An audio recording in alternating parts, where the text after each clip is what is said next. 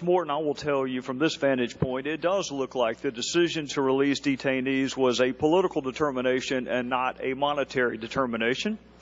It appears to me that the release of detainees was part of a sequester campaign that included the fictional firing of teachers, the closing of the White House for student tours, the displacement of meat inspectors, and now we're going to release aggravated felons, some aggravated felons, onto the street. Now, I've counted 6 times you have said you didn't want to rob Peter to pay Paul. I don't want Peter or Paul to rob one of our fellow citizens because you guessed wrong on who to release.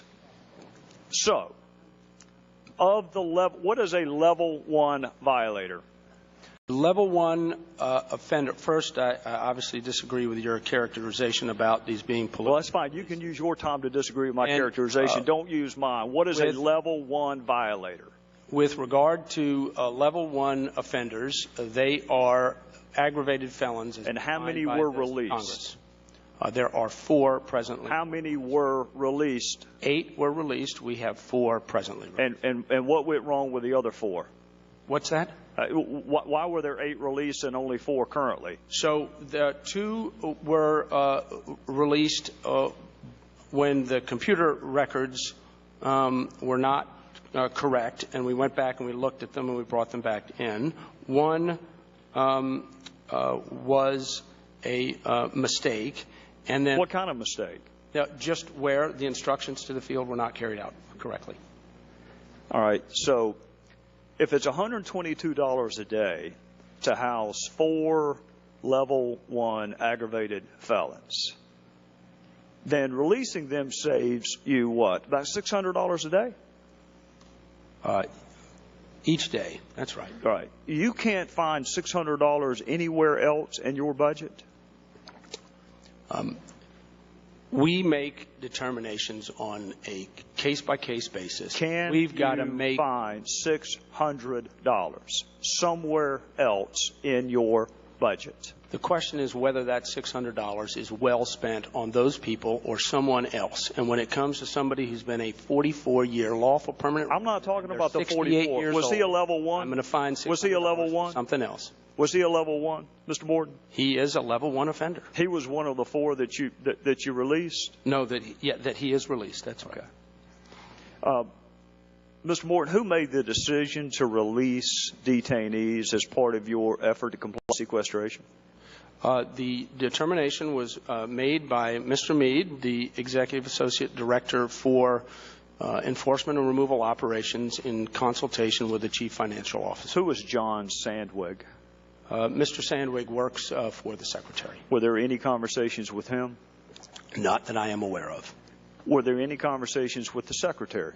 Not that I'm aware of. I think the Secretary has noted that she was surprised and regretted the timing and the vote notification, and I agree with that. If the release of aggravated felons does not rise to the level of something that the Secretary of the Department of Homeland Security should know about, what does rise to the level?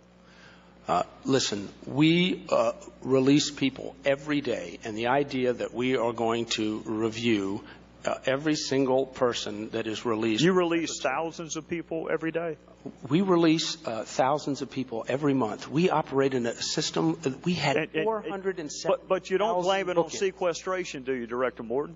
What's that? You don't blame it on sequestration when you release the others. No. It's not part of this. It's not part of this strategy to get the public fired up that mayhem is upon us. That we're closing the White House for tours.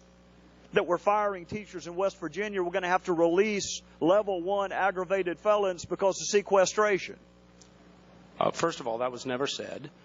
And the system allows for the release on supervision of people going through immigration proceedings. We are not detaining people for penal reasons solely for purposes of removal.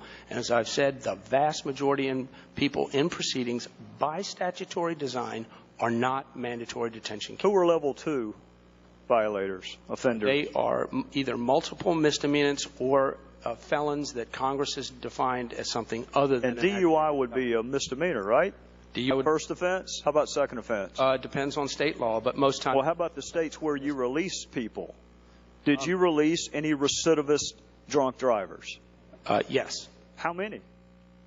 I don't have the exact number, but we have released many individuals who had DUI offenses. Repeat offender DUI?